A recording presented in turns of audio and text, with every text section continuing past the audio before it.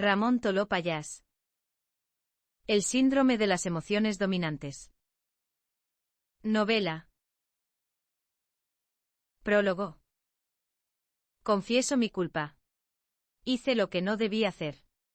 Los hechos irreparables no tienen solución. El testimonio constructivo de mi mala experiencia ha de ser una lección que han de aprender todos los humanos para no caer en el mismo error. En temas de la violencia doméstica y los malos tratos estamos comprometidos la totalidad de los hombres y mujeres. Nadie puede decir de esta agua no beberé, porque la agresividad y el victimismo están siempre acechando en nuestro entorno. Leedme y no mataréis.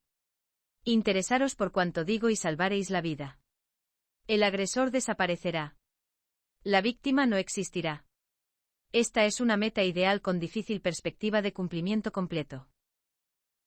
2 millones de años necesitará el ser humano para nacer con los genes de la antiagresión. Ese es el tiempo que las leyes psicológicas de la herencia comuniquen a la descendencia la información genética de la paz. Entonces nadie será capaz de agredir a otro humano. Naturalmente, primero habrá que eliminar de las relaciones humanas la lucha por la sobrevivencia en claro enfrentamiento con intereses comunes de la misma especie. Stephen Hawking lo dice. Parece imposible que las personas nazcan con una ausencia total de agresiones. Seamos realistas. Es falso que la autorregulación llegue a cumplirse. Pero se nos puede enseñar con la cultura de la paz desde nuestro nacimiento. Aprender a amar la propia vida y a respetar a ultranza la de los demás. El objetivo ideal sería la anulación completa de la muerte causada voluntariamente por otra persona. Conociendo la imperfección humana hemos de pronosticar un completo fracaso en los resultados tan ambiciosos. Pero no tiramos la toalla de la derrota. Se puede reducir al mínimo la mortalidad ocasionada por los riesgos de la convivencia humana. En la infancia aprendemos lecciones teóricas de paz y respeto a la vida de todos. Pero hay un peligroso descuido al no advertirnos insistentemente que todo ser humano es un agresor potencial. Tampoco se nos previene que la decisión de matar atrapa la mente de las personas y la deja totalmente inservible para regresar al respeto a la vida, e inevitablemente acabará matando. Se nos ha de enseñar desde pequeñitos, y en la misma escuela, a defendernos de nosotros mismos y activarnos el conocimiento del riesgo a matar, antes que el razonamiento se inhiba y deje campar a sus anchas las emociones desbocadas. Mientras leamos, escuchemos o veamos los sucesos violentos como una distracción morbosa, y no analicemos esas acciones en busca de la desgracia absoluta en que ha caído el agresor al cometer el error número 1 de su vida, no aprenderemos de las equivocaciones de los demás y no impediremos que nosotros seamos los agresores en otro momento de nuestra vida. El refrán dice mal de muchos consuelo de tontos, y debiéramos añadir también mal de pocos consuelo de tontos. Una agresión es algo muy próximo a todos nosotros, también es un problema nuestro porque proviene de la comunidad humana, la universal, a la que pertenecemos y en la que se aglutina todas las imperfecciones de la especie. La prudencia ha de asistirnos constantemente.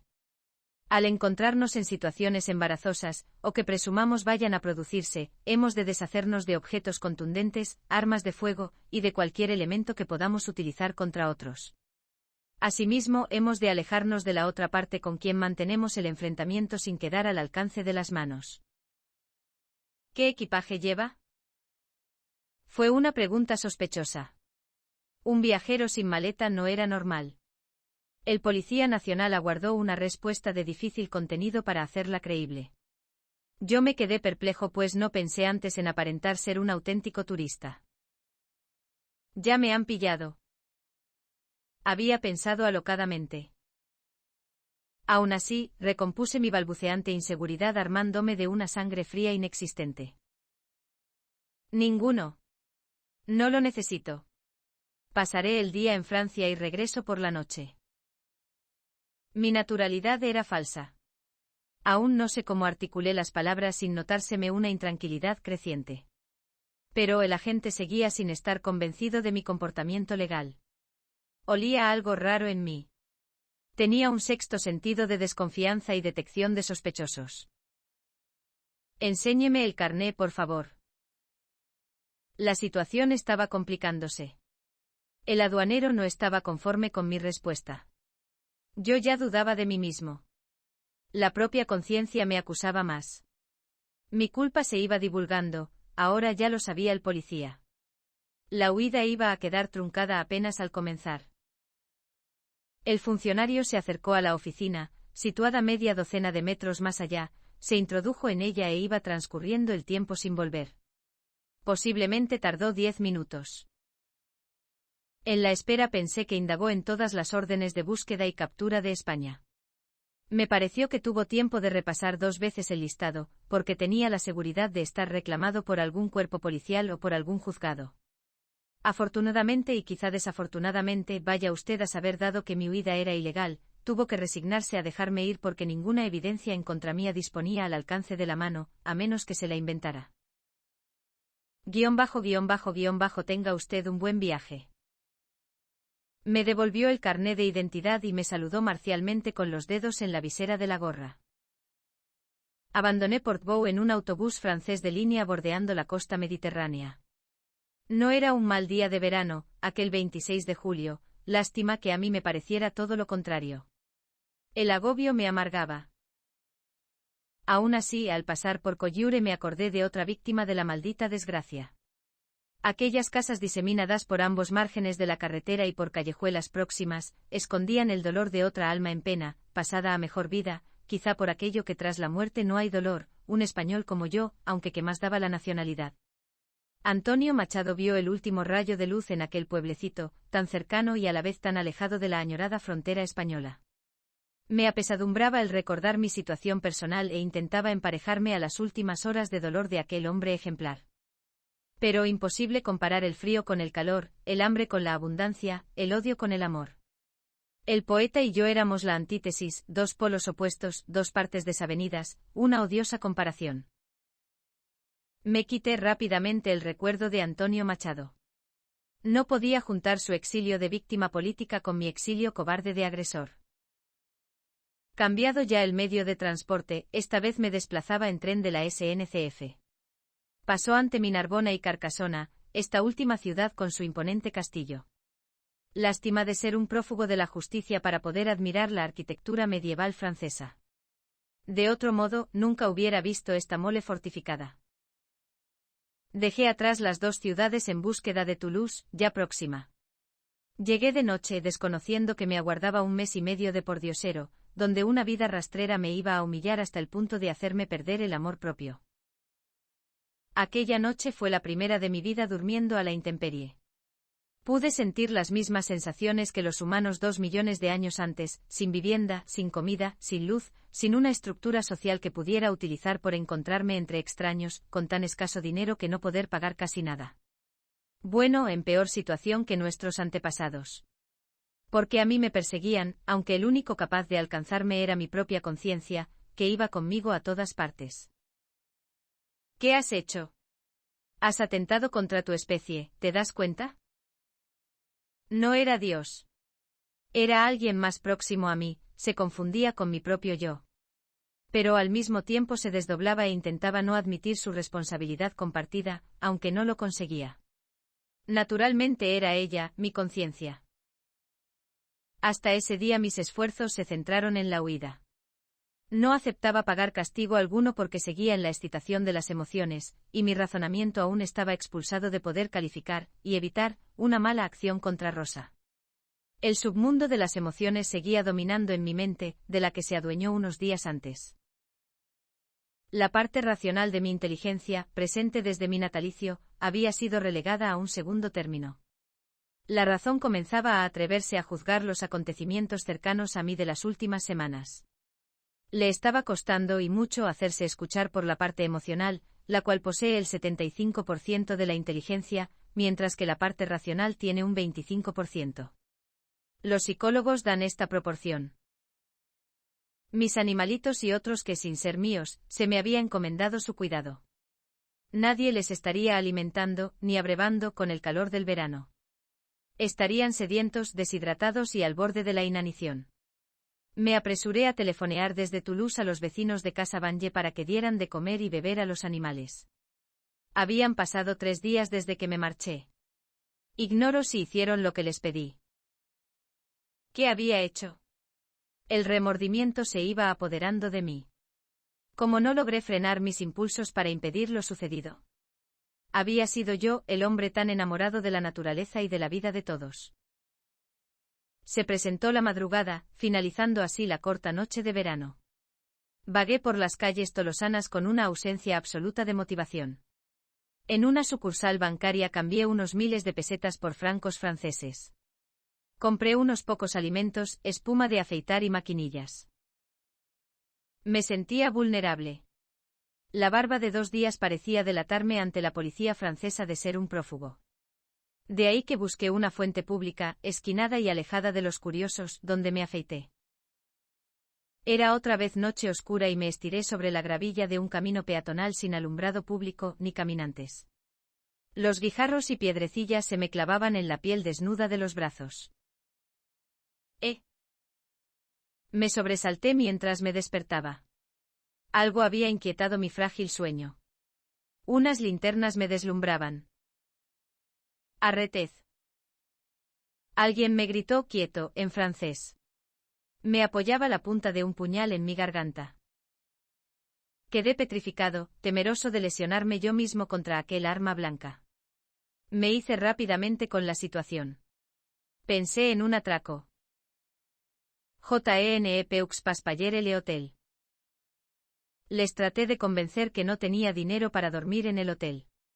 Por deducción tampoco había para ellos. Alors nous feren el amour. Pas de problemes. Aquel mamón era un maricón porque me dijo entonces haremos el amor.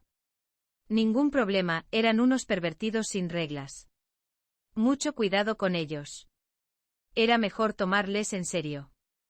Los gays y lesbianas han de ser respetados y respetadas siempre que actúen con consentimiento mutuo. Mi francés era de andar por casa, pero lo suficientemente comprensible para entendernos. ¡Ay, ay, ay! Me puse las manos a la cabeza y me quejé como quien sufre mucho dolor. Eran lamentos inconsolables. Los asaltantes se amedrentaron y se acojonaron. Merci beaucoup. J.A. Lesida. Aucumbeut faire el amor avec moi. Mi dramatismo desgarrador fue convincente porque surtió efecto. Les dije, muchas gracias. Tengo el SIDA. Nadie quiere hacer el amor conmigo. En unos segundos me quedé solo otra vez. Los 2 asaltantes marcharon a paso rápido, en fila india y como diciendo pies para que os quiero. La verdad, el temor a que me robaran unos pocos francos y me violaran me asustó. Estaba claro para mí. Nadie acudiría en mi ayuda en el ambiente marginal por donde me movía. Yo había escogido imprudentemente estar abandonado a lo largo y ancho del mundo. Vagaba errante, cabizbajo, meditabundo. Sin vergüenza, ¿cómo puedes pensar en los animales de la masía si has matado a una persona? Déjate ya si se mueren de sed o de hambre. Era la voz de la conciencia. Yo me enfrenté a ella, salvar los animales ha de ser mi objetivo inmediato. Lo demás es irremediable. Están sufriendo penalidades por mi culpa. He de avisar a alguien para que los cuide o morirán sin remedio. Porque yo ya no volveré, quisiera volver, pero no puedo, ¿no te das cuenta? Intuí que la conciencia iba a replicarme una y otra vez porque se creía ganadora. Estaba yo discutiendo en el campo dominado por ella y en el que tenía su única razón de existencia. Tú lo has dicho. Ya nada se puede hacer. Lo hecho está. Existe un único tema que el ser humano no puede remediar tras haberlo realizado. Escapa a cualquier rectificación. Has ido a equivocarte ahí precisamente. Has matado. La conciencia habló con frialdad, pero con realismo. Un fondo de reproche impregnaba cuanto decía. Conciencia, escúchame. No tengo palabras para defenderme. Me siento enormemente apesadumbrado. Quizá debiera estar en silencio y no contradecirte a ti ni a nadie, por más que pudiera haber imprecisiones o falacias por parte de cualquiera, ya que el mal hecho por mí es capital, máximo, para que nos entendamos y carece de importancia cuanto se me achaque de extra sin ser cierto. No sería desproporcionado se me retirara la autorización de hablar. Ya de nada soy digno defenderme. Ramón, no seas estúpido. Estás desvariando. Todo es relativo. A nadie se le puede prohibir hablar. Conciencia. Voy a decirte un despropósito. No quiero salir absuelto de mi culpa, pero ¿por qué no me previniste para impedir el fatal desenlace? Tú tienes sabiduría y capacidad de anticipación al futuro inmediato, e incluso al futuro lejano, y me dejaste errar. Lo intenté. Tú hacías oídos sordos. Estabas enfrascado en un tira y afloja constante entre tus emociones y tu razón. Yo era tan solo una convidada de piedra. Una figurante sin voz, ni voto.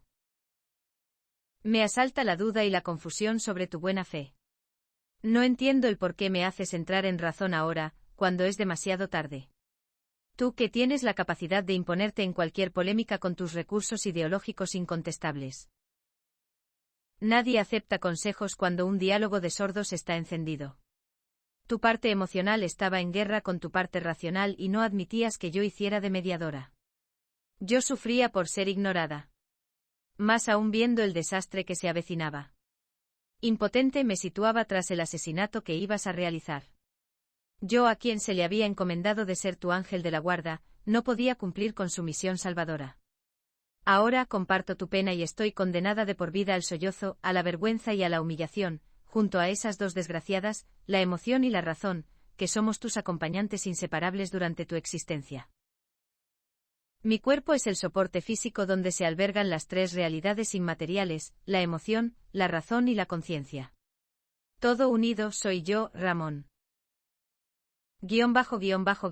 Tía Nieves. No estoy en España. He hecho algo muy grave y ya no volveré más. Llamé a Pont de Suert.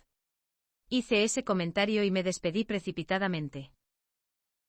Soy Ramón, quien tiene alquilada casa Anglesies. Estoy lejos y no puedo venir en unos días. Dad de comer y beber a los animales encerrados en los corrales.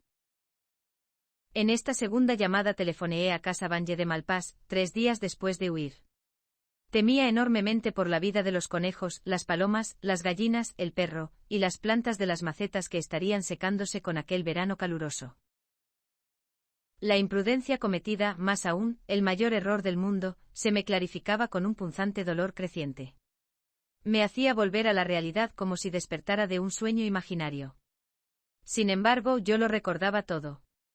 Entonces, ¿por qué no lo impedí cuando aún estaba a tiempo? Porque era ahora, y no antes, que me horrorizaba cuanto había hecho. Solo hubiera hecho falta sentir esta repugnancia por matar el día de los hechos y yo no habría atacado a otro de mis semejantes. Era el destino. Estaba escrito y ni nada, ni nadie, lo hubiera podido impedir. Pongo en tela de juicio la validez y la realidad de la predestinación.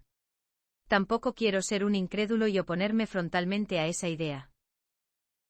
La lucha seguía librándose en mi propio yo y se acentuaba, momento a momento. Pero hubo una decisión compartida por el conjunto integrado en mí, porque nadie tuvo la idea inicial, ni nadie criticó la acción, sino todos manifestamos nuestro consentimiento al dejar hacer sin oponernos, y es sabido que quien calla, otorga. Absorbido por el estado general de dolor inmenso e insoportable, me dejé llevar por un no sé qué sugiriéndome comprar en aquella tienda un potente veneno mata ratas. Dada la depresión reinante en mí y el silencio por el sentimiento compartido de culpa entre las 4 partes de mi yo, se avecinaba una acción destructiva de castigo suicida. El castigo me acompañó día a día, desde ese preciso instante por toda la ciudad. Iba yo más sosegado y me había tranquilizado ligeramente, porque llevaba conmigo la solución final, cuando se presentara ante mí la muerte desnuda y no consiguiera soportar la pena de mi culpabilidad. En ese preciso instante sería fácil morir. La soledad de la noche imbuida del elixir de la paz, y reparadora del agobio de una jornada laboral intensa en los tolosanos, producía en mí un efecto extremadamente nostálgico y todavía más excluyente en aquellas tierras extrañas donde no había enraizado, ni enraizaría porque mañana no existía para mí. Hoy tenía que morir yo. Pasé buena parte del día buscando el lugar donde suicidarme.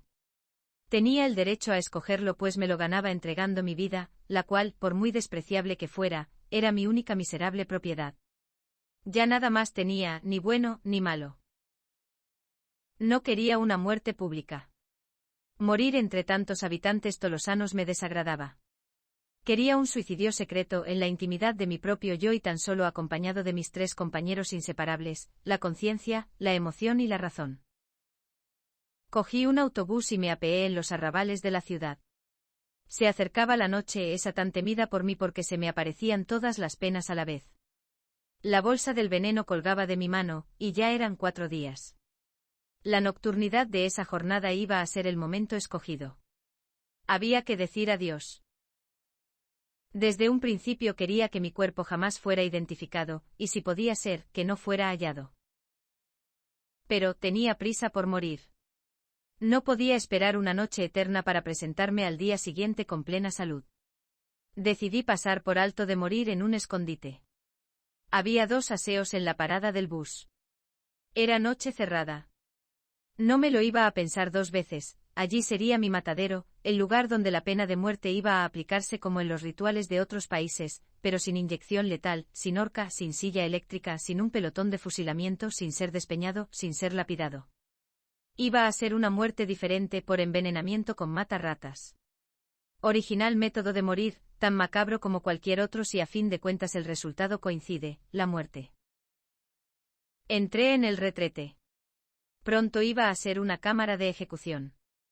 La habitación de los difuntos, la morgue, el velatorio, el habitáculo mortuorio. El reducto oscuro, fétido, maloliente. El lugar mórbido para los ciudadanos, abandonado, desaprovechado y finalmente demolido en un proceso por etapas desde el descubrimiento de mi cadáver en descomposición tras varios días de expiración. Oriné en el agujero sin taza, que se infiltraba a lo hondo en las entrañas de la tierra.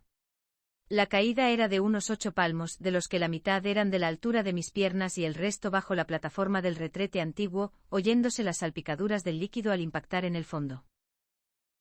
Salí a tomar el fresco, como si fuera la última voluntad concedida por el verdugo al condenado a muerte. Me reencontré con las estrellas chispeantes y con la inmensidad del universo.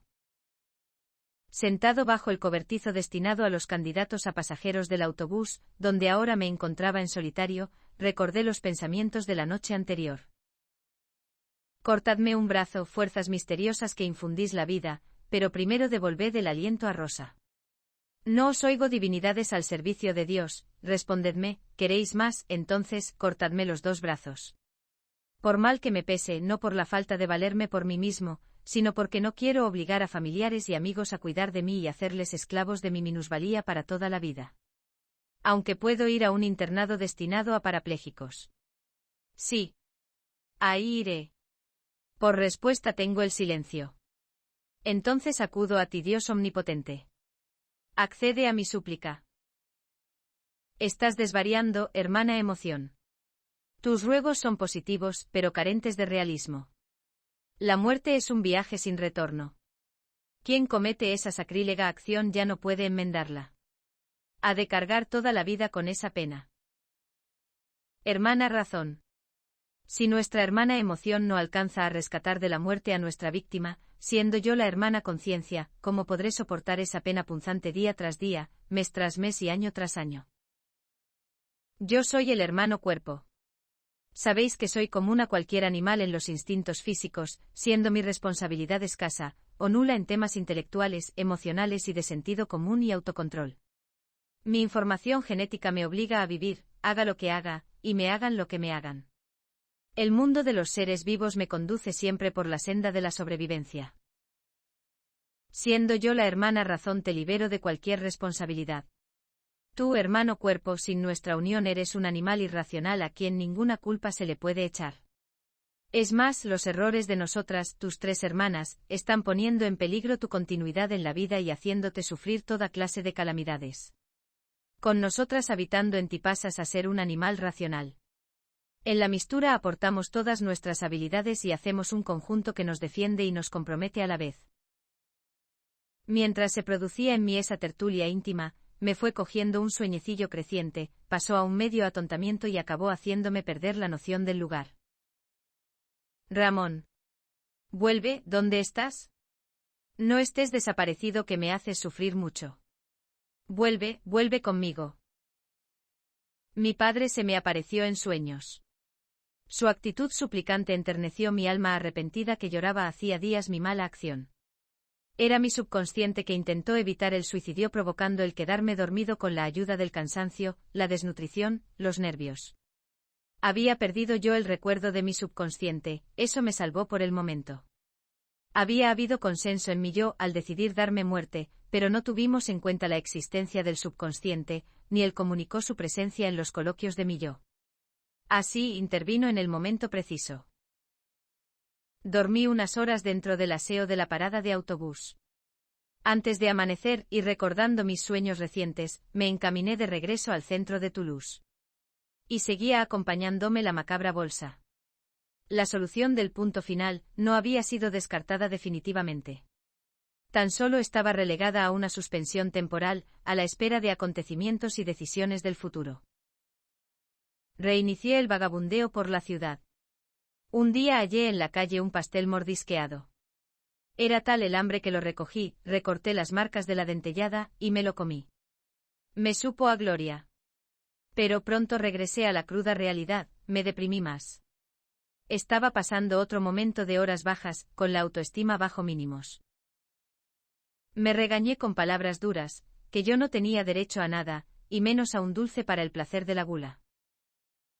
Al cierre de las tiendas dejaban en la entrada cajas vacías y mercancías caducadas para el camión de la basura. Allí encontré mi despensa donde acudía todas las noches a partir de las 9. Un día no había ningún alimento caducado. No tenía nada para comer. Al día siguiente, pasando por delante del frutero, tenía unas cajas de fruta expuestas en la calle. Me encandilé de una enorme manzana que sobresalía, hice una segunda pasada y me la llevé con disimulo. Otro día fui a un tendero preguntando por comestibles caducados, recibiendo una negativa y un trato vejatorio, diciéndome de malas maneras que buscara en los desperdicios de la noche compitiendo con las enormes ratas de cloaca. Un día por semana se celebraba en el barrio el mercado al aire libre. Al finalizar, pedí a género maduro que fueran a echar a la basura. Una semana me dieron unos quesitos que sabían a gloria. Habitualmente encontraba fruta tocada en las cajas abandonadas. Me sentía un auténtico miserable. Sobrevivía como Rinconete y Cortadillo, y el Lazarillo de Tormes. Para mí era un salto real al pasado en la máquina del tiempo. No sabía cómo interpretar los sueños de pocos días antes, en los que se me aparecía mi papá implorando mi regreso. Su delicada salud me preocupaba y no podía evitar el deseo de saber cómo se encontraba. Tras un tira y afloja de dudas e indecisiones, compré una tarjeta telefónica de 10 francos y llamé a Jordi, un buen compañero de la empresa donde trabajé 10 años. Jordi. Soy Ramón. ¿Sabes cómo está mi padre? Se hizo el silencio. Nadie respondía. Pensé que iba a negarme la palabra. Muy probablemente el ambiente estaba recalentado en contra mía. El amigo Jordi me rechazaba. Se acrecentaba el peso de mi culpabilidad. El amigo Jordi me rechazaba. Creo que está bien. Cuando paso con mi coche por las noches, veo que la luz de tu casa está encendida. Sentí emoción, primero porque Jordi no me había rechazado y, en segundo lugar, por saber la buena salud de mi padre. La conversación fue breve. Lo dicho y posterior despido. Así de escueto. No pregunté nada más. No quería saber. Sentía en mi mente la enorme convulsión en la que estaría sumida la provincia de Lleida entera. Y me horrorizaba seguir sabiendo. Me amargaba conocer la situación real de las habladurías en los pueblos donde había vivido toda la vida. Era la actitud avestruz, que esconde la cabeza en un agujero cuando está amenazado por un peligro insoslayable. No había olvidado al hijo de ella. Solo que no quería verter en estas líneas, y con ello hacerlo público, un tema tan íntimo y que engrosaba, si cabía, mi sufrimiento inconmensurable. Se llamaba David. Tenía 5 años. Y quedó huérfano. Si compras vacas te dejaré quedar en mi casa y podrás ducharte arriba, en nuestro cuarto de baño. Su apetencia por las reses vacunas no quedaría en el saco del olvido, ya que automáticamente pasaba a ser un objetivo para mí, aunque inicialmente quería especializarme en una explotación de ganado ovino y caprino. Pero contrataría mozos y aunaría los dos proyectos hasta hacer una masía mixta. Tendremos becuites y ovejitas. Ese será nuestro trabajo, el que nos dará de comer. Así respondía el niño inocente. Me escuchó mirándome con sus ojitos azules, mientras unos reflejos solares procedían de su pelo rubio, idéntico al de su padre, así como los ojos, también calcados a los de su madre. Íbamos en el tractor Same Centauro desde una finca hacia la masía. Sentado en mi falda le protegía de una posible caída, ya que no había cabina. Era el niño de ella y bajo ninguna circunstancia tenía que correr peligro alguno. Era mi compromiso callado, no solicitado, pero demostrando su madre confianza en mí. ¿Qué he hecho? He destrozado mi sueño al que comprometí el futuro. He perdido por mi mala cabeza. Amaba el campo. Quería ser un ganadero honrado y trabajador a quien no le disgustaba ser ambicioso para ser propietario de grandes rebaños.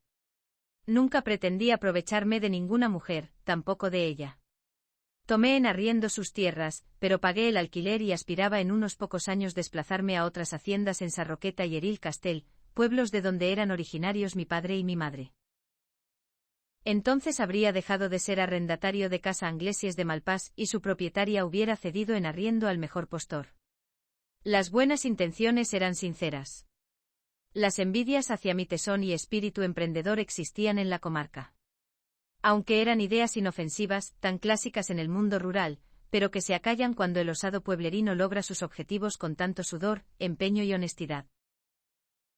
El ir y venir por todos los confines de Toulouse me permitió localizar la Maison de la Charité, donde hacían cola muchos hombres y mujeres para comer el rancho de mediodía. Puesto al habla con un integrante de la hilera humana me informó que en aquel establecimiento daban comida gratuita a los indigentes, y sin necesidad de identificarse. Me incorporé a la comitiva alineada que avanzaba a paso de tortuga. Pronto se incorporaron más hambrientos tras de mí. Comencé en la acera de la calle y al cabo de unos minutos llegaba bajo el dintel de la puerta. Allí ya olía el aroma del guisado, e instantes después ya distinguía el mostrador con la gran cazuela de donde, cazo a cazo, la repartidora ponía comida caliente en las bandejas. Me asaltó la sensación de desgracia total. Qué bajo había caído. Nunca había vivido de la caridad. Era algo nuevo y humillante para mí. Las lágrimas acudieron a mis ojos y se desbordaron, quitándola de mi dolor, a duras penas conseguí disimular secándome las mejillas, con roces de mis muñecas y dedos. Creo que logré mi objetivo de pasar desapercibido sin ser captada mi debilidad del momento, incluso a dos policías que velaban por el orden, quienes estaban muy atentos a cualquier suceso anormal. El comedor estaba lleno. Y aún así el silencio era total. Parecía un entierro. No era una fiesta. Se acudía allí porque no había otra alternativa. La sensación de fracaso era generalizada. Era chocante el ver a algunos comensales acompañados de sus mascotas, alguien un hámster, otro un jilguero, que estaban bien amaestrados porque iban sin jaula y no escapaban. Aunque no se desayunaba ni se cenaba, seguía acudiendo a la comida de mediodía. El refrán popular "menos da una piedra" estaba hecho a propósito para definir mi continuidad a pesar de las carencias. Lluvia torrencial. Yo sin techo. Ingenio. Llamada a un interfono anunciándome como el técnico para la revisión del ascensor, y así obtener la apertura de la puerta del bloque. De este modo pude dormir en seco dentro de la entrada, encima del suelo amosaicado y sin colchón. Vivía sin alicientes. Me parecía como si respirara de prestado y que al final me iban a pasar factura de esta prolongación amañada de mi vida. Era esa una existencia amarga. Estaba roto de ilusiones, con la moral por los suelos, sin expectativas de futuro. Cayó la noche al pasar por una zona verde en una vertiente del río Garona, en pleno corazón de Toulouse. Bajo uno de los árboles me senté, desde donde contemplaba la iluminación callejera del otro lado. No me pareció mal lugar para dormir.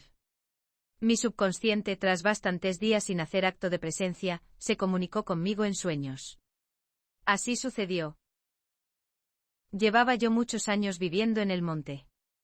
Apenas a media hora andando había pueblos cuyos habitantes desconocían mi presencia. Hacía vida de hombre cavernícola.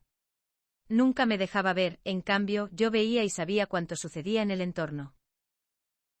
El bosquejo del poblado era bastante borroso, pero simulaba en mi entendimiento que se trataba de Malpàs.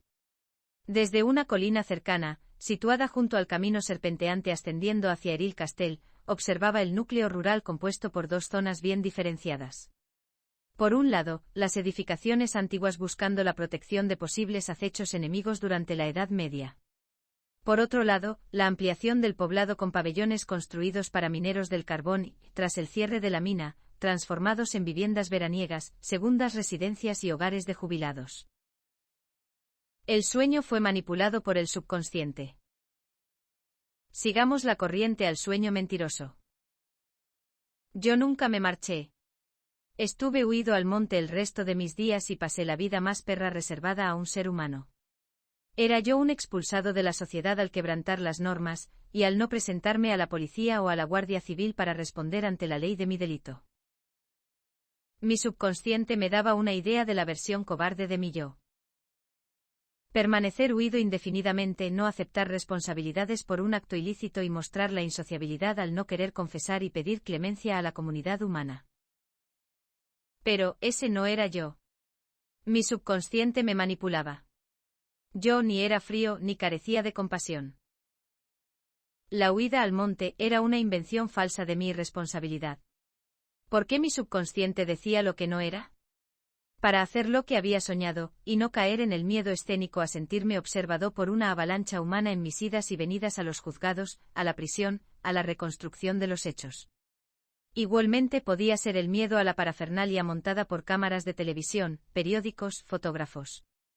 Y la prolongación al día siguiente con artículos tremendamente descalificantes, en fechas posteriores otra vez de lo mismo, y otrora más repeticiones. Quizá provocó ese sueño en mí para que hiciera lo contrario. Aprovechó mi vulnerabilidad del dormir, y soñé lo que el subconsciente quiso. Siguiendo con la huida al monte, dormía de día y me desplazaba de noche.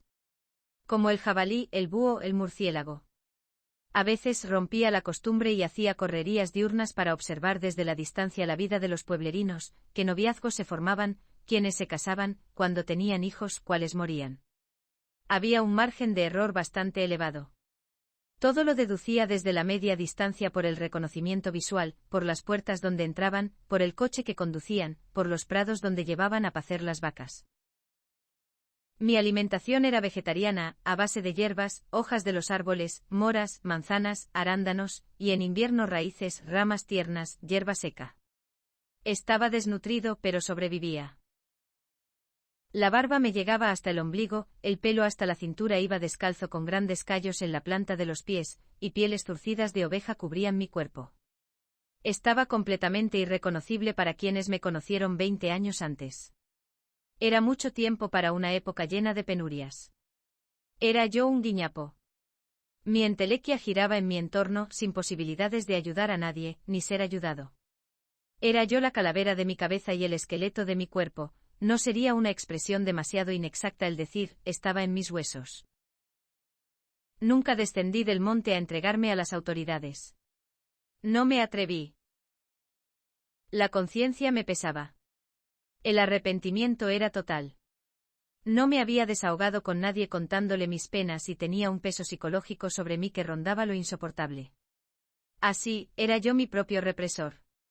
Quería sufrir más que nadie porque intuía el dolor de la familia de Rosa en el pueblecito de Yesuí, sus padres, su hermano Manuel y una hermana, y en Barcelona su hijo David, sus cuñadas Montse y Teresa, su cuñado político Jaime, y en Pont de Suert su amiga La Bollona, su amigo Turrió.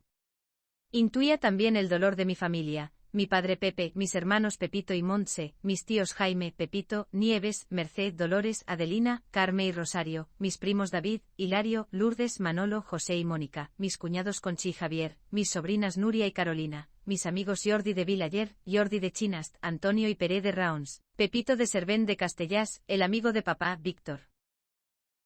Llegó el momento que empecé a pedir a Dios que se me llevara y pusiera fin a mi existencia. Pero mientras no llegaba ese instante, yo seguía sufriendo la penuria de los mortales. Poco a poco me alejé todavía más de la civilización. Me fui a otra comarca más alejada, con más vegetación y con bosques más espesos, no sin antes echar una postrera ojeada a cuanto dejaba atrás. Me retiraba a morir, a exhalar el último suspiro en medio de la frondosidad del bosque. Mi subconsciente me mostró el futuro de un humano culpable de homicidio, huido y sin querer pagar su delito. ¿Qué me quiso decir? Quizá que ese no era el camino. Volví a la realidad, igualmente anómala aunque más llevadera que el maldito sueño. Quien mal anda, mal acaba. ¿Y si desandará buscando el punto de partida de mi infortunio en aquel fatídico 25 de julio? ¿Y si me saltara ese día? Me encontraba encasillado en la antítesis del hombre bueno. Una vida marcada proyectaba los pasos hacia un porvenir baldío y sin esperanzas. Vagabundeaba estudiando qué debía hacer. Recordaba el sueño que me hacía poner en guardia para descartarlo como solución a mi maltrecha situación. No quería pensar en una alternativa a corto plazo. Por el momento todo andaba desmadrado, fuera de control en todo lo relacionado conmigo, y así de desbocado seguiría irremediablemente, pero ¿hasta cuándo? Mientras viviría como un miserable ya que no supe vivir en su momento con normalidad. Y más vueltas a Toulouse. La monotonía del día a día no la percibía porque mi sobrevivencia tan solo me la imaginaba asegurada provisionalmente con ese modo de vida. Un desenlace llegaría a su debido momento, y así lo intuía, e inexorablemente sería negativo. La oscuridad del futuro era tétrica. Todo, absolutamente todo, estaba impregnado de una opacidad enlutada. ¿Cuál era mi paso para dar para emerger en un porvenir más diáfano y con un amanecer de esperanza? Estando yo en la puerta de la caridad, se detuvo un furgón misterioso por la intimidad reinante en su interior. Todo era chapa, y donde se abría una ventanilla había una cortina que escondía sus adentros a la mirada de los curiosos. ¿Quieres trabajar en la cosecha de ciruelas? ¿Qué pagas? 50 francos diarios y pensión completa. Vale. Monta y nos vamos. Entré en el vehículo. Estaba a oscuras como si fuera para transportar indocumentados, esclavos o huidos de la justicia. Era un transporte a mi medida. El tratante era gitano. Me llevó a su campamento donde tenía reunidos una quincena de temporeros y su familia numerosa. Aquella sería mi nueva microsociedad de composición variopinta y en continua movilidad. Mi vida sumergida en aquel pequeño núcleo humano mejoró considerablemente. Me sentía en un ambiente afín. Todos los integrantes del grupo parecíamos unos excluidos de la sociedad del bienestar y rebotados de una convivencia normalizada. Flotaba en el ambiente la marginalidad de nuestras intimidades. Parecíamos fracasados, huidos, ilegales, reclusos, proscritos, en búsqueda y captura, arruinados, desahuciados, delincuentes de poca monta. Pasé a ser el conductor del coche con remolque vivienda. Hacíamos acampadas itinerantes en zonas de descanso autorizadas. Transcurrido un cupo de días en el mismo lugar venía la policía a advertir al patriarca gitano que había llegado la fecha del traslado obligado.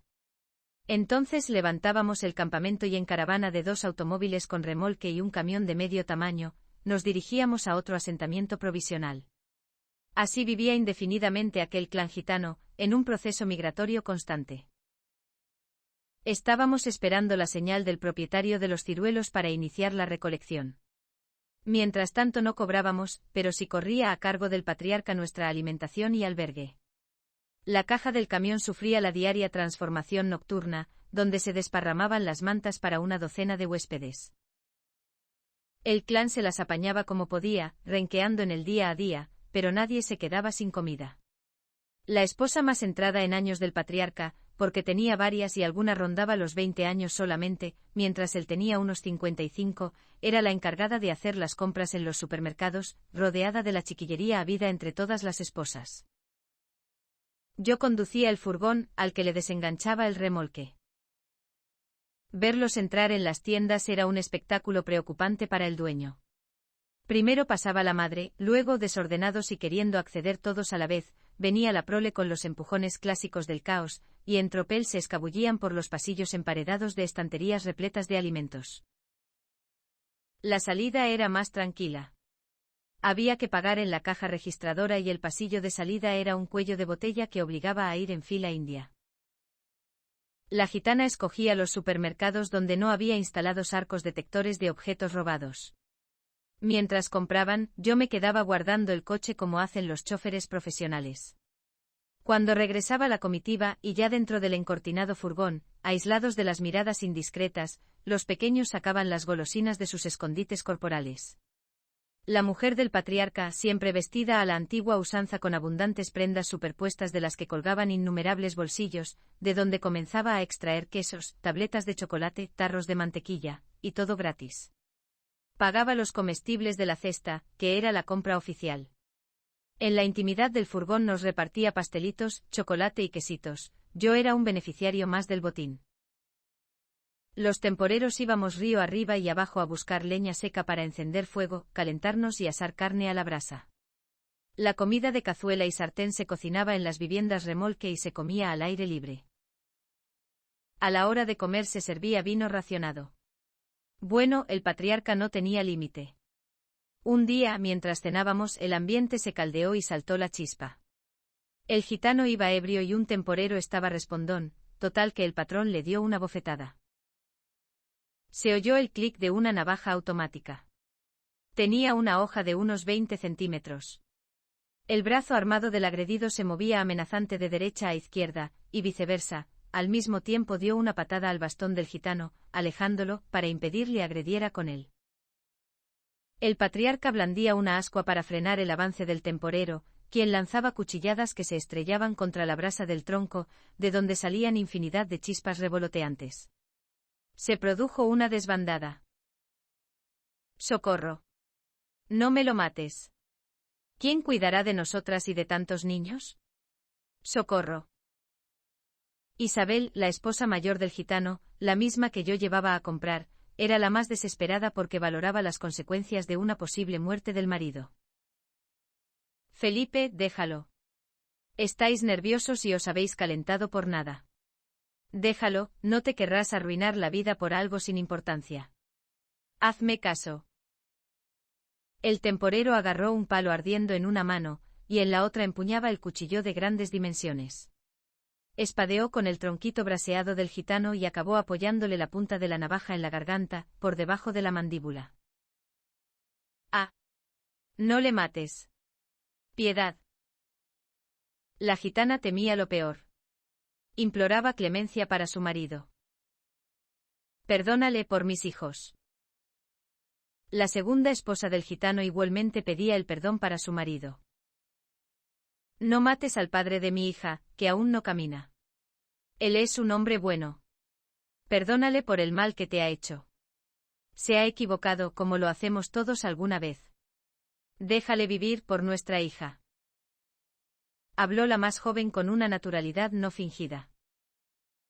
Todos estábamos expectantes. Teníamos la boca abierta. Felipe era un temporero impulsivo y temíamos que le iba a clavar la navaja hasta la empuñadura. Estábamos 40 personas pendientes de la pelea. Pero solo se oía el crepitar de las ramas ardiendo. Pasaron unos 30 segundos interminables en que el único movimiento era el de las llamas del fuego. Todo lo demás parecía una fotografía. El tal Felipe tiró el palo ardiendo, apartó la navaja del cuello patriarcal, andó marcha atrás en guardia del gitano, subió a la caja del camión, y bajó un minuto después con su mochila de viaje, perdiéndose en la oscuridad de la noche. La esposa mayor del patriarca incrementó su buen trato hacia mí. Yo era su temporero favorito. Me agradecía la intervención apaciguadora en la pelea de su marido. Su moderación traía entendimiento entre las diferentes nacionalidades. Ramón, españolito, trae el coche. Ahora voy, Isabel. Volví con el furgón antiguo marca Citroën. Se montó. Enseguida vinieron niñas y niños corriendo. Voy a comprar pescado. Allí no os dejan entrar porque es muy pequeño. Mañana iremos todos al supermercado. Marchamos los dos solos. Llegamos al pueblo. Entramos al pescadero. Compramos y nos encaminamos de regreso a nuestro campamento gitano. Al siguiente cruce, tira a la derecha. Yo obedecí. Coge esa pista de tierra hasta llegar al río. Yo seguí obedeciendo. Ya estábamos al lado del agua. ¿Y ahora, hacia dónde? Estamos bien aquí. Puedes parar el motor. Así lo hice. Luego me la quedé mirando sus movimientos. Se sentía observada y quería darme una buena impresión. ¿Cuál quieres? Este es de jamón y el otro de chorizo. El que no quieras tú. Tú siempre tan cortés. Te mando que seas lo contrario durante media hora. La mujer del patriarca se había enfadado. Tenía unos 35 años, pero se mantenía bien conservada. Me alargó un bocadillo en cada una de sus manos, inclinándose desde su asiento hasta el mío. Se había quitado el sujetador y vestía una camisa con la botonera abierta. Le veía las dos tetas y estaba destapada hasta el ombligo. Si te pones así, escojo el de jamón. Ten una cerveza. Otra para mí. Cuando conduzco no bebo alcohol. Son las 11 de la mañana. Cuando acabemos de comer y beber tardaremos media hora en marchar. Se te habrá pasado la embriaguez. Te desabrocho la camisa y te la quito. Oh, qué pechera más hermosa tienes, español. Isabel había pasado a mi lado y me desnudaba. Eres la mujer de mi jefe y he de respetarte. ¿Pamplinas? Mi marido ha de callar. Si no fuera por ti él estaría muerto y nosotras y nuestros hijos nos moriríamos de hambre. Aquella gitana sabía mucho para hacer sentir placer en el cuerpo. Tenía conocimientos de hacer el amor al estilo hindú, el llamado Kama Sutra. Volvimos al campamento gitano. Aún no era la 1 del mediodía. Hola, maridito. Dio un beso al patriarca con tal naturalidad, como si no hubiera pasado nada. Se notaba complacida. Por el resultado la dejé satisfecha. El patriarca era inicuo. Su prepotencia, orgullo y agresividad provocaron el enfrentamiento con Felipe. Consecuencia, forzó la partida voluntaria del temporero. Si no se hubiera marchado, le habría hecho la vida imposible. Felipe necesitaba ganar dinero urgentemente. De momento solo tenía asegurada su cama y comida, mientras no comenzara la campaña de la ciruela. Pero su mujer e hijos estaban esperando la llegada de un sueldo. Y ahora estaría vagando de un lado a otro buscando un nuevo trabajo. A veces, qué dura es la vida. La esposa más joven del patriarca rehuía cruzarse con nadie en sus idas y venidas por el campamento. Irene, ven. Dime, Isabel. Es algo entre tú y yo. ¿Vienes? Irene acudió tapándose disimuladamente una mejilla. ¿Qué tapas en tu mejilla? Nada, Isabel. Se acercó y le apartó la palma de la mano. ¿Quién te ha hecho esa hinchazón? Me he caído. ¿Te ha pegado, el patriarca? Irene asintió con un movimiento afirmativo. Español, llama a Antonio. Nos vamos los 4 a comprar pescado. Voy a por Antonio, patrona. Regresé con el temporero solicitado, que era más o menos de mi edad. Luego fui a buscar el furgón. Compramos en la pescadería del pueblo. Isabel nos invitó en un bar. Y nosotros la seguimos donde ella quiso. Ya conocía en ella su otro yo, y hoy lo llevaba puesto otra vez. Tuerce a la derecha y al río. Ya detenidos junto al río, nadie se movió. Isabel sacó las 4 latas frías de cerveza, compradas en el bar que habíamos entrado, y las repartió. ¡Qué buena está! Exclamé yo tras beber un largo sorbo, que fue mientras pude aguantar el burbujeo en la garganta. Sabe bien con el calorcillo de la mañana. Había respondido Isabel. La cerveza me ha abierto el apetito. Dije yo inocentemente. Pero Isabel se lo tomó como una indirecta. Hoy no hay bocadillo. Quiero decir para la comida de mediodía. Se me ha subido a la cabeza la cervecita. Comentó Irene riéndose y medio colocada. Te va a ir bien para desinhibirte. comentó Isabel. Es verdad. Me ha quitado el dolor de la mejilla. Solo siento un hervidero. Isabel se rió porque Irene no la había entendido. Antonio, ven acá. Siéntate aquí entre nosotras dos. Isabel llamó al temporero. Mientras se colocaba entre ellas dos, la gitana mayor le tocó los testículos y el pene, a escondidas de Irene. El temporero se empalmó en el sexo. Irene, te has puesto colorada. Comentó Isabel a la veinteañera. Estoy colocada, yu a yu. Es porque no bebes nunca cerveza. Solo estás más eufórica y con un poquitín menos de reflejos. Quítate la blusa y estarás más fresquita. No, que no llevo sujetador. Para mí no llevar sujetador no es ningún problema. Isabel habló y luego se quitó la blusa. Quedó desnuda de cintura hacia arriba. ¡Oh! Exclamó Irene con asombro ante algo inesperado. ¡Qué fresquita estoy! Pero, Isabel. Dos hombres te están viendo los pechos. Están viendo algo bonito. No se enfadan. Todo lo contrario. Míralos. Irene estaba con la boca abierta. Desconcertada. Isabel agarró con suavidad la blusa de Irene, desde la cintura la acompañó hasta la coronilla. Sus pechos tersos y juveniles estaban puntiagudos, quedando al descubierto, al cabo de unos segundos se los tapó con las palmas de las manos. Irene consideraba a Isabel como una madre, aunque eran esposas compartidas del mismo hombre y no tenían vínculos de sangre. Siempre acababa haciéndole caso. Isabel se quitó el vestido, y esperó mientras miraba a Irene. ¿Por qué has hecho eso? Porque me gusto a mí misma. Y quiero que los hombres deseen mi cuerpo. Mientras respondía cogió las dos manos de Antonio y se las puso en sus pechos. ¡Ah, qué bien! Isabel gimió de placer. Irene había quitado las manos de sus pezones y miraba con interés. El relajamiento de la madre jovencita fue aprovechado por Isabel para desabrocharle el pantalón y quitárselo piernas abajo. Estaban las dos en bragas. La primera mujer del patriarca repartió las manos de Antonio entre ella y la jovencita, es decir, 5 dedos para cada par de tetas. Con sus manos ayudó a Antonio a masajear los pezones de la veinteañera, y le besó los labios tanto a ella como a él. Isabel cogió las manos de la joven e hizo que le quitara las bragas.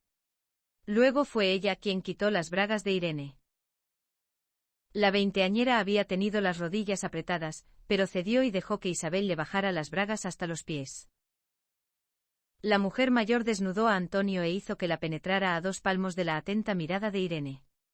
Luego colocó a la joven de tal modo que el pene salió de la mujer mayor y entró en su coño. Irene gimoteaba de placer. Isabel se acercó a su cara y le dijo con energía: Este es el castigo a nuestro marido por haberte pegado. No lo digas jamás, pero tú te sientes compensada con este rato de placer. Hola, querido mío. Mua, mua. La gitana joven se abrazó al patriarca, le besó y le dijo esas palabras angelicales, que pusieron el semblante alegre al gitano. Y ella llevando aún el esperma de Antonio en su coño porque aquellas gitanas nunca usaban condón. 2 días antes sucedió algo parecido entre Isabel y el gitano. Entonces regresábamos ella y yo solos de comprar pescado al pueblo. Cierto día hubo una redada de la policía en nuestro campamento. Mientras 2 agentes recogían la documentación de todos nosotros, había varios coches patrulla rodeándonos y vigilando nuestros movimientos. Luego acudieron a uno de sus autos y fueron pasando todas las identificaciones por radio a la comisaría central. Vienen a por mí. Debo estar reclamado a la Interpol y saldrá en su ordenador que soy un prófugo de la justicia española. Estaba temblando. Pensé escapar del lugar sin esperar la devolución de mi carné. No me decidí. Seguí pensando y repensando, unas veces me inclinaba por la fuga, y otras optaba por la permanencia. Finalmente tenía otra vez la documentación en la mano cuando aún estaba barajando qué hacer. Pero me sentía perplejo. Me emparanoiaba creyendo que iban a regresar a por mí. Entonces me atraparían como una alimaña. Me habían dado cuartel porque el destino me quería dar una segunda oportunidad, ya que las casualidades no habían marcado ese día para que fuera atrapado por la justicia francesa. No quería dar explicaciones. Era mejor una marcha misteriosa que una excusa sin credibilidad. Cuando se enteraran de mi huida tenía que estar a cubierto por la distancia. ¿Puedes guardarme el reloj? No quiero perderlo. Sí, español. Miré a nuestro alrededor. Estábamos solos, pero no podía fiarme. No quería comprometerla. Evité besarla en los labios. Le di un beso a cada mejilla para no despertar sospechas de nuestra relación alocada, en la que lamimos cada centímetro cuadrado de nuestra piel. ¿Español, pasa algo? No, Isabel. Adiós. Sabía yo que era una despedida para siempre. Ella presentía algo extraño con una perplejidad de anticipo al cambio radical en nuestras relaciones, era un instinto femenino. A la gitana le di mi única propiedad. Fue mi simbólica despedida. La verdad era que yo me sentía en deuda con ellos porque me acogieron como uno de la familia, y comí gratuitamente un puñado de días. Aunque los gitanos no me alimentaron por generosidad, sino que se lo iban a recuperar cuando me explotaran como un esclavo mal remunerado al comenzar la cosecha de la ciruela. Con ese sentido tan desarrollado en el mundo gitano de la intuición y la anticipación a cualquier explicación, deducirían que la policía me había dado un susto de infarto, y que huí para no ser capturado. Siempre vi en él a quien estaba donde no le correspondía. Pensé que el patriarca haría ese comentario a mis espaldas, dicho en confidencia a sus más íntimos. Aunque doy por hecho que se curró la página ante los demás temporeros, maldiciéndome para que nadie más cogiera el mismo camino que yo, y no se quedara sin mano de obra barata. Andaba yo otra vez por el centro de Toulouse. Mi rutina se había modificado sustancialmente porque con los gitanos me movía por las afueras de la capital, y tenía la comida asegurada. Ahora regresé a la vida inicial de mi llegada de España. Búsqueda de comestibles caducados en las cajas desechadas de las tiendas, comida de mediodía en la casa de la caridad, dormir a la intemperie y vuelta a la vida solitaria. Echaba en falta mi etapa adoptiva en la familia gitana. No la añoraba porque esa era una palabra mayor, ya desaparecida en mí cuando abandoné mi tierra. Solo sentía añoranza de poder regresar al pasado y escoger un camino diferente. Estaba todo demasiado reciente para poder pensar con templanza. Cierto día pasé por la parada de autobús en que estuve atormentándome unas semanas antes. Recordé que ahora iba más ligero en mi equipaje, ya que me había deshecho del matarratas al recuperar mi amor propio cuando estaba con los gitanos. El ser acogido en aquel clan me hizo desechar el patético final. Había superado la depresión. Otro gitano estaba ofreciendo trabajo junto a la Casa de la Caridad. Aquel era un lugar estratégico para contratar parados sin recursos, que merodeábamos en las proximidades a la espera de la comida. 50 francos y mantenido. Me respondió al preguntarle qué ofrecía. Era la cantidad pagada por lo bajo en los círculos marginales.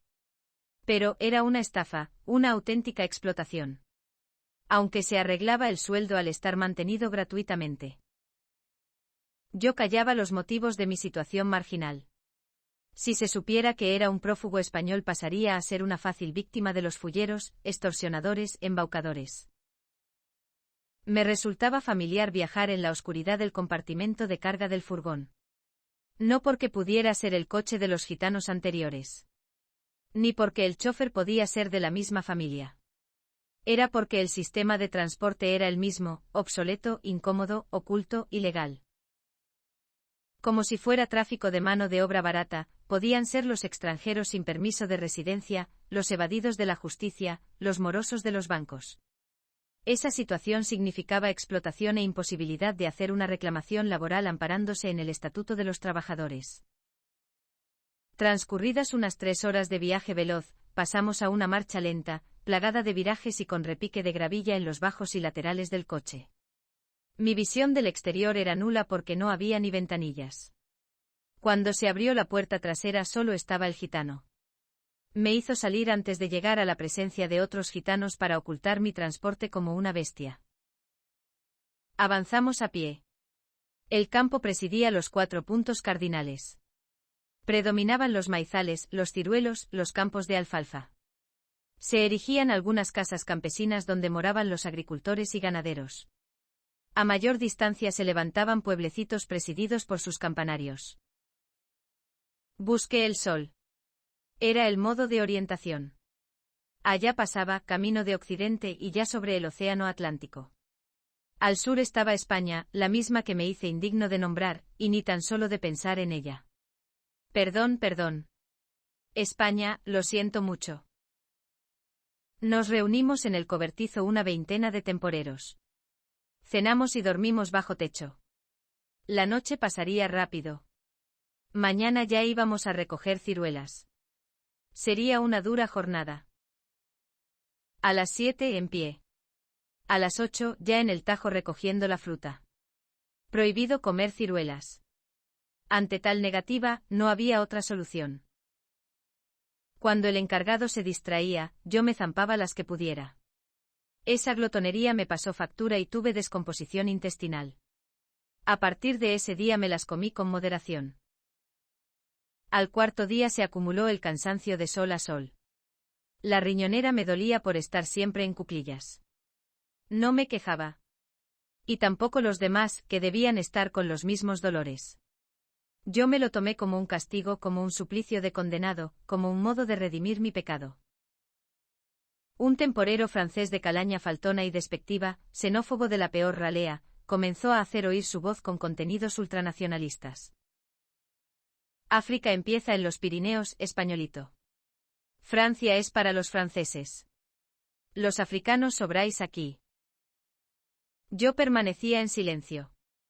Esa actitud le envalentonaba. Aprovechaba la menor ocasión para volver a pinchar con sus agudezas malvadas.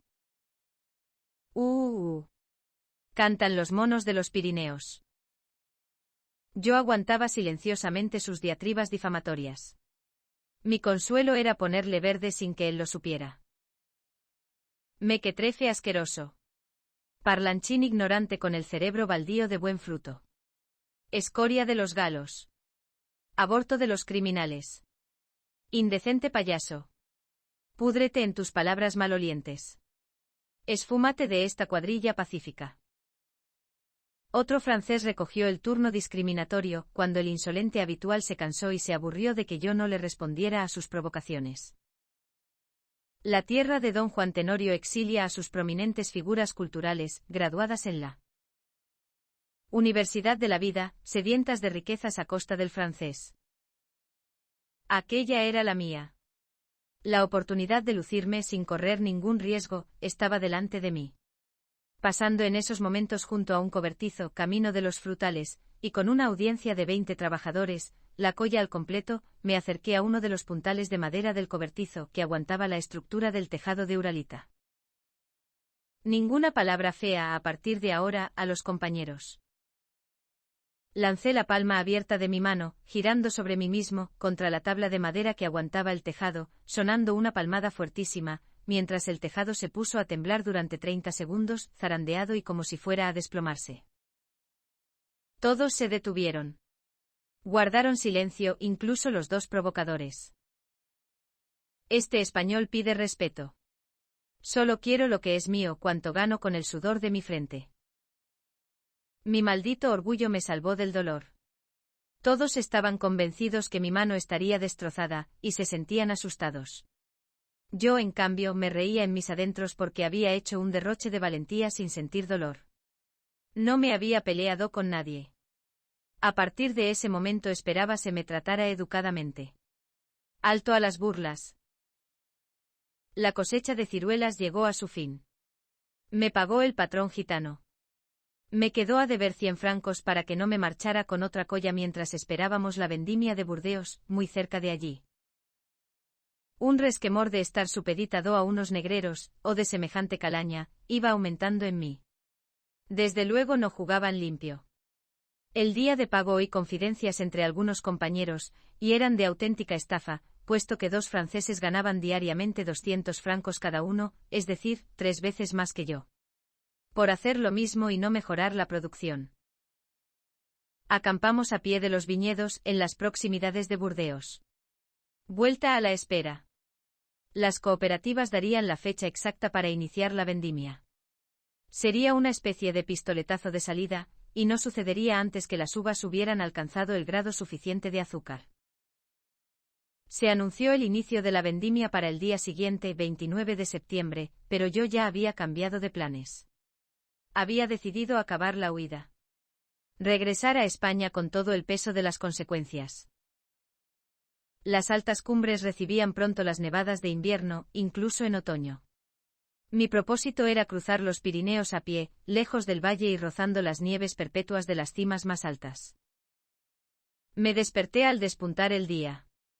Por la puertecita semiabierta de la tienda de campaña vi llegar el sol al tejado de los remolques vivienda.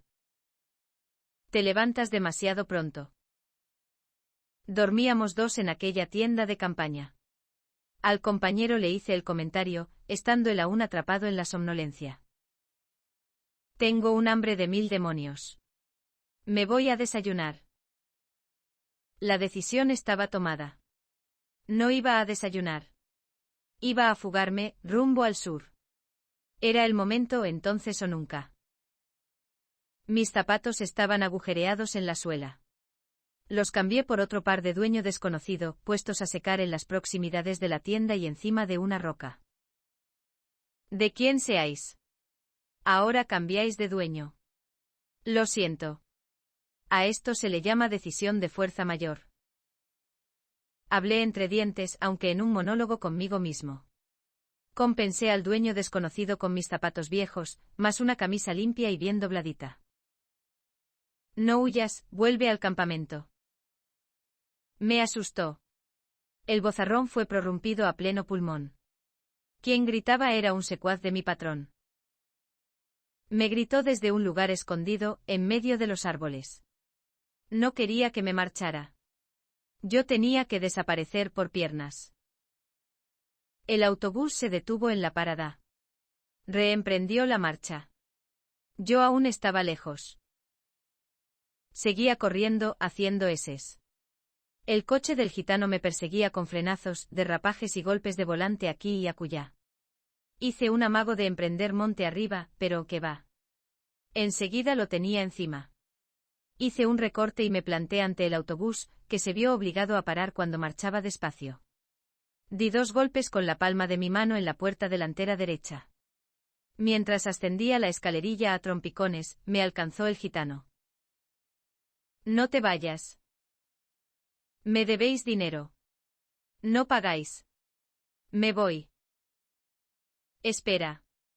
Yo mismo te pago, ahora. Me había agarrado de la mano y pretendía sacarme fuera con sus tirones. Con la otra mano sacó la cartera de su bolsillo. Yo me mantenía fuertemente asido al sillón más próximo al conductor. Me voy. No quiero estar más en Burdeos. Baja y quédate. Me estiraba con fuerza. Pero tan solo me sacaría con la butaca incluida. Pretendía sacarme fuera con sus tirones.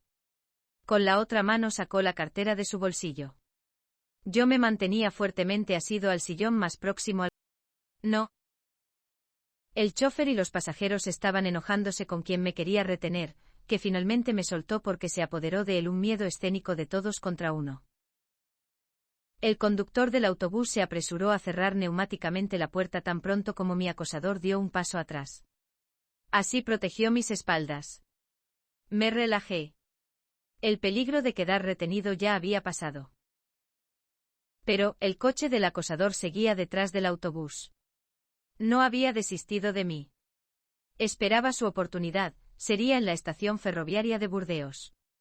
Allí volvería a estar yo a su merced, expuesto a sus exigencias tiránicas de no respetar mi voluntad, e intentaría por todos los medios regresarme al campamento.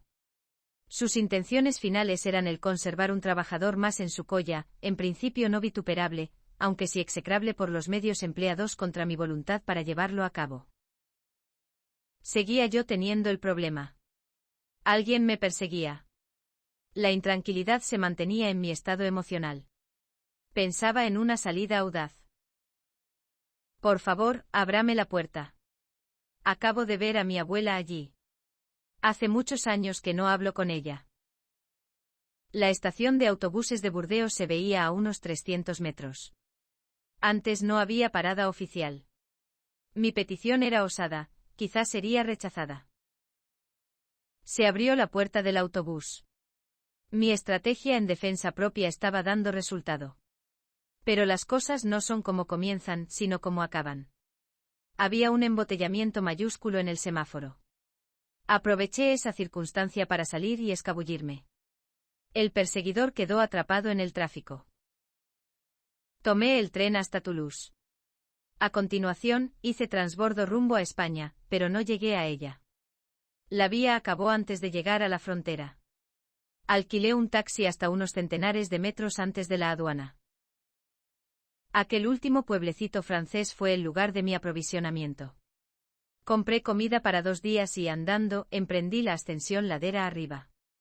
No quise ir a la aduana. Iba a ir voluntariamente a la Policía Nacional de Lleida. Seguí los pasos de las tropas napoleónicas al invadir España unos 180 años antes. Subí y bajé varias vertientes montañosas, crucé afluentes del río Garona, idénticamente a las columnas de apoyo y protección de soldados franceses, flanqueando el grueso desprotegido de su ejército avanzando por el fondo del valle. Los comestibles se me agotaron. Recolecté manzanas silvestres, un tanto ácidas, las cuales engordaron mi mochila. Las provisiones habían sido insuficientes porque los grandes desgastes de energías me hacían glotonear más abundantemente y el cruce de montes duró un día más de lo planificado. El segundo día de caminata fue decepcionante. Se adueñó de mí la desilusión. Pudieron concurrir el cansancio, el ruido de vuelos frecuentes de un helicóptero francés que yo pensé me estaba buscando para detenerme, y el futuro absolutamente aciago que estaba presentándoseme cada día más cercano. Por ese estado emocional de depresión me fue imposible avanzar en todo un día más de 2 centenares de metros. Una noche sin luna estaba durmiendo sobre la hojarasca seca de otoño, y un ruido creciente de cascotes se me aproximaba. Una sensación asustadiza se apoderó de mí. Lo desconocido me infundía un respeto excesivo, tendente al miedo. ¿Quién va? Las patadas hacían temblar el suelo cuando estaban muy cerca de mí. Se detuvieron en seco cuando prorrumpí mis estentóreas palabras. Silencio. De súbito se reinició una galopada, esta vez en sentido contrario, perdiéndose el cascoteo en la distancia. Al amanecer encontré el rastro de un rumiante salvaje, pudiera ser un gamo o un corzo, de cuya especie oía durante el día los cantos de animales en celo. Durante la travesía se veían silenciosos rebaños de rebecos. El tercer día de la caminata se complicó. Coronar la montaña era más arduo. La subida era más empinada, se hacía interminable. Un nuevo ingrediente apareció en escena, y era la niebla, la cual añadía un fondo misterioso al punto más elevado de la montaña. Cuando me introduje en aquel manto gaseoso, perdí la imagen de lo andado y de lo por andar. Los copos de nieve irrumpieron de los cielos tiñendo de blanco el verdor del pinar. Se me presentó el dilema, ¿regresaba o continuaba? Avancé sin tomar decisión alguna. Como era de esperar, a más arriba, más desorientación, nevada más intensa y más de todo en cuanto a dificultades. Pero sorpresa. Linda sorpresa. Una oveja asustadiza se alejó precipitadamente al tropezarse conmigo cuando asomaba de detrás de un pino. ¿Extraviada o era parte de un rebaño próximo? Otra oveja. Poco más allá se oían esquilas. Estoy aquí. ¿Dónde estáis? Esperaba una respuesta que no se producía. Estaba tan alto que se habían acabado los pinos y los arbustos. En esa imagen acalvada, tan solo poblada por la hierba sepultada bajo la nieve y por algunos grandes pedruscos muy espaciados. Seguía yo oteando y gritando. Aquí, aquí. Responded. Mis esperanzas de encontrar un pastor, que significaba una cabaña para pasar la noche, y un guía que me orientara, iban reduciéndose. Las ovejas habían quedado en una cota más abajo, aunque aún se oían algunos cencerros. Pastores, ¿dónde estáis? El silencio como respuesta. Todo idéntico y absolutamente repetitivo: nieve, nieve, nieve, frío, frío, frío, nubes bajas y nubes bajas. Todo era desolador. Aquí estoy. Pensé en que acababa de recibir el eco de mi propia voz. Aunque si así era, mucho había tardado en su regreso. ¡Guau, guau! Era el perro del pastor. Ahora sí. Había un pastor y un perro que habían respondido a mi llamada. Ya no iba a mostrarme más incrédulo. Estaba salvado. Estoy aquí. La cabaña está más arriba. Me había orientado el pastor. ¡Guau, guau! Solo eran una voz y un ladrido. Las nubes arrastrándose por la tierra me impedían verles. Así que, caminando hacia el punto de procedencia de voces y ladridos, acabé visualizándoles a unos 50 metros. «Me ha salvado usted», dije mientras le tendía la mano de agradecimiento. El perro también había pacificado sus ladridos. Ahora levantaba la cola, moviéndola a ambos lados, que era una muestra de encontrarse entre amigos. Ha escogido un mal día para salir de excursión. Perdí la documentación. Me hubiera resultado difícil identificarme en la aduana. Esta caminata era la única alternativa de pasar a España sin problemas. Dormí en la cabaña con 2 pastores y el perro. Al día siguiente, orientado por los pastores desde montañas francesas, entré en España por el pueblo de Caneján.